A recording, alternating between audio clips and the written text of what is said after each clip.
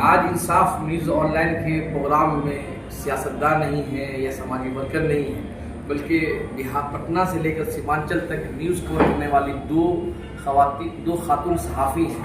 इन दो खातून सहाफ़ी ने अपने दम पे जो सफ़र शुरू किया है वो अपने आप में एक बड़ी मिसाल है। आज हम उनसे जानने की कोशिश कर रहे हैं कि उन्होंने बिहार को किस तरह से देखा और उनको क्या लगता है कि बिहार के लोगों के क्या मसाइल हैं और किन बुनियादों पर वोट करने जा रहे हैं। आप दोनों का इंसाफ न्यूज़ ऑनलाइन में खैर मकदम है। आप पहला सवाल आपसे है कि हुमा नाज साहिबा से पहला सवाल है। थर्ड माइक की एडिटर है, उनसे मेरा सवाल ये है कि आप जब पटना से सफर शुरू कर रही थी और तो सभी आप लोग उस प्रेस कॉन्फ्रेंस में शामिल थी जिसमें उनको सीएम बनाने का ऐलान किया गया और मुकेश सहनी को डिप्टी सीएम, वहीं से सवाल खड़ा होना शुरू हो गया कि मुस्लिम डिप्टी सीएम क्यों नहीं बनाया जा रहा है। वहाँ से लेकर आप सीमांचल में जहाँ मुस्लिम अक्सरियत इलाका है, आप पूर्णिया भी गई हैं, अररिया भी गई हैं, कटिहार भी गई और किशनगंज भी गई, तो मुस्लिम डिप्टी सीएम का जो सवाल है वो कितना बड़ा सवाल इस इलेक्शन में बना हुआ है। जैसे मैं जब मुझे लगा कि ग्राउंड पे जो एमआईएम ने कोशिश की और दीगर पार्टीज ने भी, बीजेपी ने ऐसे देखा जैसे कि वो पता नहीं कितनी बड़ी सिंपैथी दे रही थी मुसलमानों को कि वो कितनी बड़ी कि मुसलमानों को नहीं मिल रहा है डिप्टी सीएम, तो सबसे ज्यादा सिंपैथी बीजेपी ने, एमआईएम ने। लेकिन मुझे भी लगा था कि शायद ये मुद्दा बने, ये बैकफायर करेगा, मुझे लग रहा था।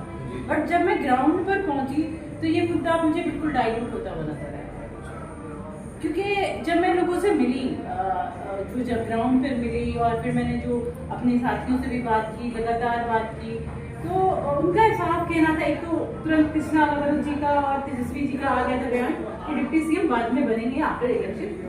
तो जब मैं अररिया के गाँव में घूम रही थी, उनका कॉन्सेप्ट बहादुरगंज में, अमौर में, तो उनका कॉन्सेप्ट इतना क्लियर था कि उनका कहना था कि वो तो भाई 80% है, 80% 82% है, 18% नहीं और 2% को वो कंसीडर भी नहीं कर रहे कि एमएलए कहेगा। तो ऐसे में तो हम भी शेरशाहबादी है, कुलैया है, सुरजापुरी है, मतलब वो अपनी कास्ट बताने लगे कि मुस्लिम में कितने कास्ट हैं, सिखरा है, सैयद है, पठान है।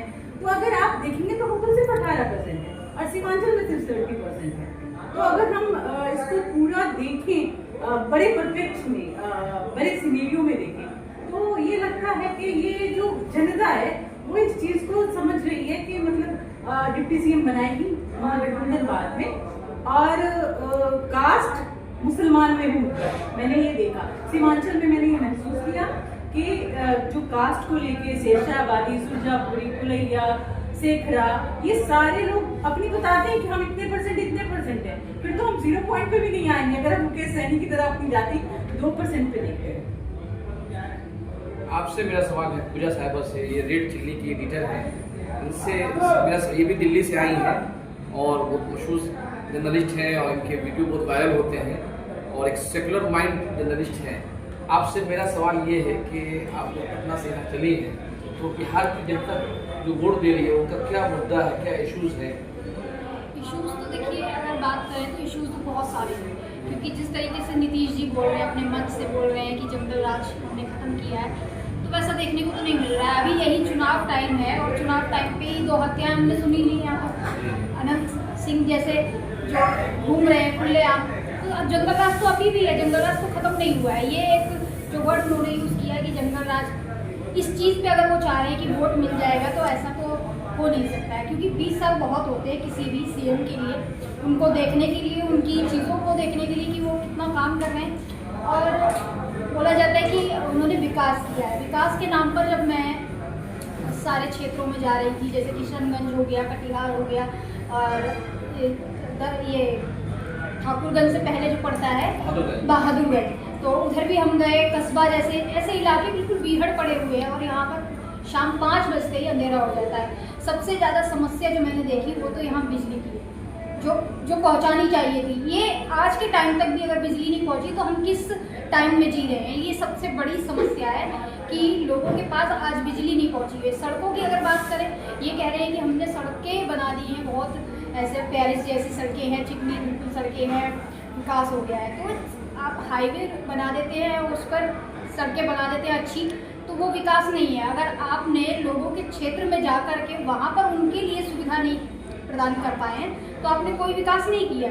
और शिक्षा की अगर बात करें, एजुकेशन सबसे बड़ा मुद्दा होना चाहिए, जो कि यहाँ देखने को भी मिल रहा है। अभी मैं कल एक क्षेत्र में गई थी यहाँ पर, तो वहाँ पर एक मैंने लड़की से बात की जो छात्र थी, जो 12वीं में पढ़ रही थी, तो उसने बताया कि मैं आगे जो है IAS बनना चाहती हूँ, लेकिन यहाँ पर पढ़ने की जो शिक्षा की जो व्यवस्था ठीक ठाक नहीं है, जो स्कूल है वो बहुत दूर है, तो माता पिता भी डरते हैं भेजने में, इस तरीके का रहता है। मैं पढ़ने तो चली गई स्कूल तक, लेकिन आगे मुझे जब शिक्षा प्राप्त करनी है, यानी कॉलेज जाना है या उसकी मेरे को कोचिंग क्लासेस लेनी है, इस तरीके की सुविधा है ही नहीं यहाँ पर। तो मुझे वो ये कह रही थी कि मैं पढ़ना चाहती हूँ बहुत, यानी बच्चे पढ़ना चाहते हैं लेकिन ऐसे अवसर उनको मिल नहीं पा रहे हैं यहाँ पर। इसके लिए उन्हें दिल्ली पलायन करना पड़ता है। जो रोज़गार जैसा मुद्दा तेजस्वी ने उठाया है, तेजस्वी जी ने बोला कि मैं रोज़गार दूंगा, तो यहाँ मुद्दा ये भी है कि शिक्षा के स्तर को भी बढ़ाना चाहिए, इस स्तर पे भी काम होना चाहिए छात्रों के लिए, क्योंकि वो लड़की पढ़ना चाहती है। मैं उसके अंदर का ऐसा देख रही थी कि वो कुछ करना चाहती है, लेकिन बच्चे कर नहीं पा रहे। क्यों? क्योंकि एक डर है कि इतनी दूर जाएगी, लड़की है, सुरक्षा का मामला सबसे बड़ा हो जाता है। जंगल राज तो अभी गया ही नहीं है, तो अभी तो मैं बिजली और उसकी सड़कों की बात करी, तो बात सुरक्षा पे, अगर महिला सुरक्षा पे आए तो उनकी स्थिति भी कुछ खास अच्छी नहीं है। अगर महिला के अंदर ये डर है कि 5 बजते ही मुझे घर पहुंचना है, तो आप कुछ भी खत्म नहीं कर पाए जंगल राज। ये डर होना ही नहीं चाहिए। स्वतंत्र होकर वो लड़की आनी और जानी चाहिए थी। और शिक्षा का स्तर यहाँ पे इतना बढ़िया होना चाहिए। विश्वविद्यालय है ही नहीं, डिग्री कॉलेज है ही नहीं यहाँ पर। मैं कितने क्षेत्रों में भी डिग्री कॉलेज है ही नहीं, और स्कूलों की स्थिति भी इतनी जर्जर है, टीचर्स आती नहीं है, बच्चों को उस तरीके की शिक्षा मिल ही नहीं पा रही है। तो कहीं ना कहीं पिछड़ा तो है। आज भी बिहार जो डेवलप्ड होना चाहिए था, उस तरीके का बिहार मुझे देखने को नहीं मिल रहा है। और सीमांचल के अभी जितने भी एरियो में मैं जा रही हूँ, बहुत अभी पिछड़ापन है। बहुत काम करना पड़ेगा नीतीश जी को, अगर दोबारा उन्हें आना है तो बहुत काम करना जो नए आ सकते हैं। आपको लगता है कि तब्दीली आ रही है या फिर दोबारा नीतीश कुमार ही वापस आएंगे? देखिए, तब्दीली की अगर बात करें तो क्षेत्र में हम तो जा रहे हैं, लोगों से जान रहे हैं, जिस तरीके के युवा हैं तो बड़े आक्रोश में होके अभी जो AIMIM के जो सभी प्रत्याशी उतारे रहे हैं, ओवैसी साहब क़यादत की बात कर रहे हैं। ओवैसी साहब बार बार कह रहे हैं मुसलमान की लीडरशिप मजबूत करेंगे, तो मुसलमान की लीडरशिप ऐसे मजबूत नहीं होगी कि आप सिर्फ मंच से करेंगे। कहीं ना कहीं तो आप भी कहीं ना कहीं कट्टरपंथी तो हो रहे हैं। एक्सट्रीमिस्ट जैसा शब्द जो भी तेजस्वी ने बोला, तो वो ऐसा होना नहीं चाहिए था उनको, क्योंकि योगी जो अपने क्षेत्र में है वहाँ पर उत्तर प्रदेश में, उनका भी तो इसी तरीके का रैली डंडा झंडा में सबसे ज़्यादा 15 से 25 साल के युवा मिलेंगे। वैसा ही AIMIM में देखने को मिल रहा है, तो ये ज़्यादा अच्छा नहीं है। अगर वो ये बात कह रहे हैं कि हमने वक्फ बिल पे बात करी, अच्छी बात है, उन्होंने बात करी, लेकिन और भी मुद्दे हैं। वहीं अगर तेजस्वी की बात करें, मैं अपने विचार रख रही हूँ, लेकिन ये मुसलमान को भी सोचना चाहिए, उन युवाओं को सोचना चाहिए। तेजस्वी जी जो CM चेहरा बताए जा रहे हैं, लेकिन मंच से कहीं ना कहीं उन्होंने भी मुसलमानों को नदारद किया है, कहीं ना कहीं तो किया है। क्योंकि कुछ नाम मैं लूँगी जो CAA NRC में जो मौजूद थे, जैसे बिरान हैदर सबसे मेन नाम था, आप जानते होंगे उनका नाम कितना खास था। उनके राइट हैंड थे वो कभी, और साथ में चलते थे, साथ में रहते थे।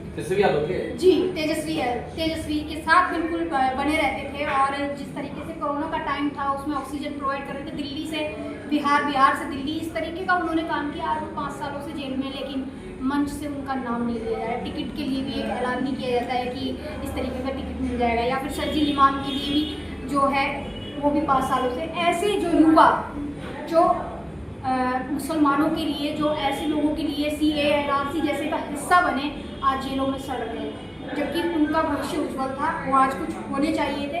नेताओं को चाहिए था, तेजस्वी जी को चाहिए था, राहुल गांधी जी को भी चाहिए था कि ऐसे युवाओं को आगे बढ़ाना चाहिए। तो उनको नाम कहीं ना कहीं ये चीज़ आते हुए ये इफेक्ट करेगा, ये कहीं ना कहीं जो है डेंट देगा कि ऐसे नामों को बुलाया जा रहा है, ऐसे नामों को बुलाया नहीं जाना चाहिए। मैडम, आपसे मेरा सवाल है कि इन्होंने मुस्लिम क़यादत की बात की है, ये सवाल बिहार में बहुत तेज़ी से उठ रहा है। 2 इशूज़ हैं कि हमें क्या करना है। एक तरफ लोग बिहार के मुस्लिम बहुत सारे वोटर बोलते हैं कि नहीं, पहला काम है BJP को हराना है, कुछ लोग बोलते हैं नहीं हमें पहले तो लीडरशिप को मजबूत करना है। आप क्या इन सवालों को लेकर बिहार की आम जनता क्या सोच रही है? देखिए, मेरा जो मानना है, पर्सनल मेरा जो मानना है, अभी मुस्लिम पॉलिटिक्स में है और हमेशा से रहे हैं। सीमांचल में असरारुल हक साहब से लेकर किशनगंज की पॉलिटिक्स जो जानता है वो तस्लीमुद्दीन साहब को जानता है। तो हमेशा मुस्लिम क़यादत रही है सीमांचल, कभी ऐसा नहीं रहा है कि मुस्लिम, हाँ कुछ सालों में जब से ओवैसी साहब आए मुस्लिम सीट्स घटी ना के बनी, आप देखेंगे जी तो मुस्लिम सीट्स घटी हैं, घटी नहीं। दूसरी बात, जो मुस्लिम के मुद्दे हैं, अभी कुछ चीज़ें जो होती हैं कि लाइक हो रही हैं पॉलिटिक्स में, जो आ रहे हैं, जो जीतने वाली सीट्स हैं उन पे जितने जो कैंडिडेट्स हैं उनको दिए गए हैं, क्योंकि आपको एट द एंड सरकार बनानी होती है। आप सिर्फ टिकट्स बांट दें, वो जीत कर ना आए, आप भी सरकार में ना आए, वो भी सरकार में ना आए, तो फिर जो अभी बिहार को एक बदलाव चाहिए।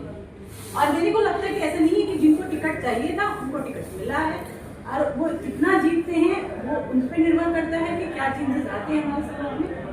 मुस्लिम क़यादत, देखिए पॉलिटिक्स जो चीज़ है, डेवलपमेंट की चीज़ है। हमारा नेता, जो मेरा प्रश्न है, हम मस्जिद का इमाम नहीं ढूंढ रहे हैं, हम एक अपने एरिया के प्रतिनिधित्व जो करे उसको ढूंढ रहे हैं। तो जो हमारे लिए बेटर ऑप्शन हो, जो हमारी बेटर सुरक्षा, बेहतर एजुकेशन, बेहतर स्वास्थ्य के लिए हम उनको चुनना चाहिए, हमें लगता है। और इसमें क़यादत एक जब आएगा, क़यादत की बात जब आएगी, क़यादत में ऐसे नहीं कि हमारे मुस्लिम लीडरशिप प्रेसिडेंट भी रहे हैं और बिहार के चीफ मिनिस्टर भी बने, ऐसा नहीं है कि बिहार के चीफ मिनिस्टर कपूर साहब नहीं बने थे। तो ऐसा नहीं रहा है कि एकदम पूरा वैक्यूम रहा है बिहार में मुस्लिमों का, हमेशा से वो चर्चा में रहे हैं, चर्चा का विषय रहे हैं और हमेशा वोटर्स देते रहे हैं। और बिहार के जो मुस्लिम हैं वो हर तरीके से अपनी बात, लेकिन अभी बात क्या है, पोलराइजेशन की बात। जिस तरह का माहौल बनाया जा रहा है उसमें मुसलमानों को, जो as a Muslim, as a journalist मैं फील करती हूँ कि अपने बच्चों को तालीम देने की ज़रूरत है। मुसलमानों को तालीम देकर बेहतर जो हमारी प्रशासनिक सेवाएं हैं इनमें आने की ज़रूरत है, जो मुख्य धारा है उसमें आने की ज़रूरत है, क्योंकि हम में जो कमी रही है वो हमें रियलाइज़ करनी होगी। हमने अपने बच्चों की एजुकेशन पे ध्यान दिया, हमने उनकी जो एजुकेशन भी दी तो ग्रेजुएशन दिया, हमने उनकी जो हायर एजुकेशन थे उन पे ध्यान नहीं दिया, हमने उनको ये नहीं देखा कि हमने बिजनेस कर लिया, हमने उनको जो जॉब्स है गवर्नमेंट की जो जिनमें जाना चाहिए था उस टाइम पे वो नहीं गए। तो कहीं ना कहीं जो अपने पिछड़ेपन के जिम्मेदार हम ही हैं, हम हैं, हम दूसरों पे थोप कर बच नहीं सकते। जो क्योंकि हम लोग जब ऐसा नहीं था कि मुसलमान आज़ादी के टाइम पे हमसे ज़्यादा बुरी हालात में दलित एट्रोसिटी का शिकार, कुछ मुस्लिम जमींदार भी थे, कुछ भी थे, लेकिन उन्होंने क्या किया, तालीम पे ध्यान नहीं दिया ना। अपने कुछ लोग हुए जो तालीम पे ध्यान दिया, आज वो अच्छी जगहों पे है, नो डाउट। तो ये सारी चीज़ें हैं, हमें वहाँ के हिसाब से सोचना। मेरा सवाल आप दोनों से है कि कल मैं एक वीडियो देख रहा था TW पे, जुहान ममदानी के पीछे उसकी वाइफ जो है राय मखलूमा एक बड़ा किरदार, इतनी सोशल मीडिया पे मुहिम चली है और जो कुछ उसका बोर्ड है जुहान ममदानी सबके पीछे वो लीड कर रही थी, लीडरशिप दे रही थी। तो आगे वो वीडियो बनाने वाला बोलता है कि क़यादत का मतलब ये नहीं कि स्टेज पे ही रहे, कभी कभी पीछे रह कर ही लीडरशिप निभाई जाए। तो मेरा सवाल आप दोनों से, क्या बिहार घूमी है मुस्लिम खातून इस पूरे सियासी मंजरनामे में कहाँ है? क्या वो पीछे रह कर रोजगार कर रही है या बिल्कुल जीरो है? एक दो खवातीन, दो ये सवाल आपने बहुत बड़ा पूछ लिया। ऐसा भी नहीं है कि मुस्लिम महिलाएं अपने लिए नहीं सोचती। मैं बहुत सारी ऐसी मुस्लिम महिलाओं को जानती हूँ बिहार की जो जिन्होंने अपने दम पे बहुत कुछ किया है और अपना वोट खुद डिसाइड करती हैं। तो ऐसा नहीं है, लेकिन आप देखेंगे कि अभी भी है ये परसेंटेज के घर के मुखिया ने जिसको कह दिया वो वोट उसी को देंगे, चाहे वो किधर भी। नहीं, जैसे अब बात हो रही है मुस्लिम लीडरशिप की बात हो रही है, अब खातून को आगे बात वैसे ही साहब है जो टिकट दे खातून को नहीं दिया टिकट, नहीं तो फिर आपके समाज की मुस्लिम लीडरशिप कैसे उभरेगी? तो वो कहें, बात तो यहीं पे है ना कि जब आप मुसलमानों को जो दूसरी पार्टीज में फिरौन कहेंगे, हाँ उसमें भी आने वाला है। नामरूद कहेंगे। फिर औरतों को लेकर आपका कॉन्सेप्ट क्लियर नहीं। आप देखेंगे कि मजलिस के बहुत सारे प्रोग्राम देखे होंगे आपने, कभी औरतों का पार्टिसिपेशन उस तरह से आपने नहीं देखा। बोलते हैं संविधान की बातें करते हैं बैरिस्टर साहब, लेकिन जो पार्टिसिपेशन है, और ये पार्टिसिपेशन हमारे कहते हैं कि ऐसा नहीं है कि अगर हम इस्लामिक हिस्ट्री में जाएं तो महिलाओं को मिला है, वो आपको भी पता है, आप हमसे अच्छा जानते हैं इस पर, क्योंकि मुसलमानों को पार्टिसिपेशन है। मैं बात कहना चाहूँगी कि आपने बोला कि मुस्लिम ख्वातीन कितनी देखिए या फिर आप जनरल खातून बता दीजिए बिहार में जो। तो बिहार में अगर मैं बात करूँ मुस्लिम खातून की, जिस तरीके से क़यादत की बात, अब तो वैसे ही साहब को भी जवाब देना पड़ेगा इसमें, क्योंकि अगर आप क़यादत की बात कर रहे हैं तो उसमें खाली सिर्फ आदमी ही नहीं है मौजूद, वहाँ पर आप सभी को लेकर चल रहे हैं, जवान, बूढ़े और बच्चे और यहाँ तक कि ख्वातीन। औरतों का इतना मजबूत ओहदा रहा है हमेशा हर किसी को आगे बढ़ाने में, और राजनीति में भी जो लोग सोचते हैं कि औरतें कुछ नहीं कर सकती हैं, ये एक पिछड़ापन मुझे बहुत देखने को मिला है। सीमांचल की जगह पर मैंने जितनी भी सभा या गली मोहल्ले नुक्कड़ में गई हूँ, तो औरतें कैमरा पे आने पे आज भी 2025 चल रहा है, कैमरा पर जैसे ही मैं उनके सामने माइक लाती हूँ, मैं कस्बा जैसी जगह पर गई थी तो सारी जो महिलाएं खड़ी थी, इतनी तादाद में महिलाएं थी। पप्पू यादव जी हेलीकॉप्टर से उतरने वाले थे, तो मैंने उनसे सवाल किया, यहाँ तक कि उनको इतना महरूम किया गया है शिक्षा के क्षेत्र में भी कि उन्हें ये नहीं पता है कि कौन आने वाला है, किसकी रैली है, किसकी सभा है। शिक्षा के स्तर में भी बहुत पिछड़ा कर दिया गया है। तो बात अभी हिंदू और मुसलमान की नहीं है, लेकिन मैं यहाँ पर अभी इसी चीज़ पर बात कर रही थी, क्योंकि आपने ख्वातीन की बात की। तो वहाँ पर मैंने जब उनसे सवाल किया कि आपको मालूम है आप इतनी सारी तादाद में आए हैं, कौन आने वाला है, तो वो बोली कि तेजस्वी, वो यहाँ पर ना नीतीश जी आने वाले हैं। तो मैं हंस दी, मैंने कहा नीतीश जी आने वाले हैं? कह रही हाँ। तो मैंने कहा नीतीश जी को जानती है कौन है? अरे हम नहीं जानते। तो फिर मैंने कहा अभी हेलीकॉप्टर से कौन उतरेगा? बोले कि हम तो हेलीकॉप्टर देखने आए हैं। तो मतलब ये पिछड़ापन बहुत ज़्यादा है, बहुत ज़्यादा। जहाँ जितने भी मर्द क़यादत की बात कर रहे हैं, एक लाइन में सब में खड़े होने की बात कर रहे हैं, तो आप महिलाओं को पिछड़ दिया है आपने। महिलाओं के लिए तो आप बात ही नहीं कर रहे हैं, आप उनको खड़ा कहाँ देखते हैं, बिल्कुल लास्ट में, जबकि वो एक ऐसी है जो पूरे स्ट्रक्चर को खड़ा करती है, पूरे परिवार को एक महिला ही चलाती है। ऐसी तरीके से किसी भी जगह, किसी भी राजनीति में भी मेरे को लगता है मजबूत तरीके से अगर किसी महिला को यह ओहदा दिया जाएगा, बहुत बेहतरीन तरीके से वो उठा सकेगी। जैसे कि इंदिरा गांधी थी, बेहतर तरीके से वो हर मुद्दे को रखती थी, बेहतर तरीके से स्टेज पे जो है खड़े होकर वो बात करती थी। ये बहुत ज़रूरी है कि महिला जो है उनको आगे बढ़ाना चाहिए। और अभी आपने मुमतानी की बात करी कि उन्होंने भी बहुत छोटे से, जब वो खड़े होकर पैम्फलेट लेके खड़े होते थे, लोगों से बात करने के लिए पूछते थे, सवाल करते थे, लोग बस वो आज मेयर बनेगी। पहले दिन तो किसी को भी नहीं, हाँ बिल्कुल भी किसी को लगी जाए था, सब सोच रहे थे अरे ये क्या कर लेगा, ये कोई से बात नहीं कर रहा है। लेकिन उस इंसान को बनाने वाली उनकी वाइफ थी। हर पहुंचे हुए आदमी के पीछे एक औरत का हाथ होता है, ये मानना पड़ेगा आदमियों को।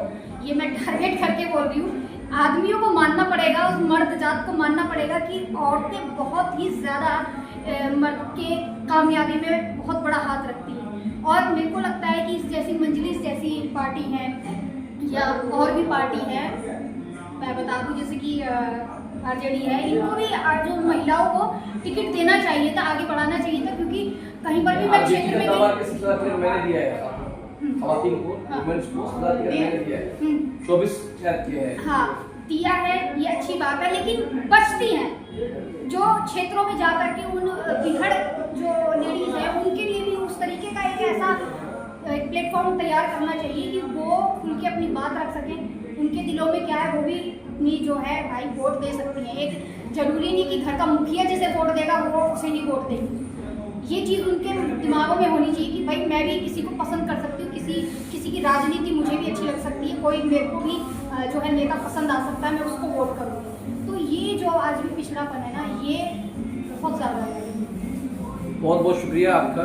ये हम लोगों ने किशनगंज में और सीमांचल के दिल्ली इलाके में देखे, यहाँ के जो कांग्रेस के या फिर आरजेडी के जो लोग हैं उनमें ये वैसी साहब का जो इल्ज़ामात थे फ़िरौन, नमरूद, इसको लेकर बड़ी नाराज़गी है। इन्होंने जिक्र भी किया है कि भाई अब किसी किसी को फ़िरौन बोल सकते हैं या मुनाफिक बोल सकते हैं, नमरूद बोल सकते हैं, और आम लोग भी इस पर सवाल खड़ा कर रहे हैं। बहुत बहुत आप दोनों का बहुत बहुत शुक्रिया। मैं अपने इंसाफ न्यूज़ ऑनलाइन के नाज़रीन से दरख्वास्त करता हूँ कि आप अगर ये वीडियो पसंद आया तो हमें कमेंट करके ज़रूर बताएं। बहुत बहुत शुक्रिया।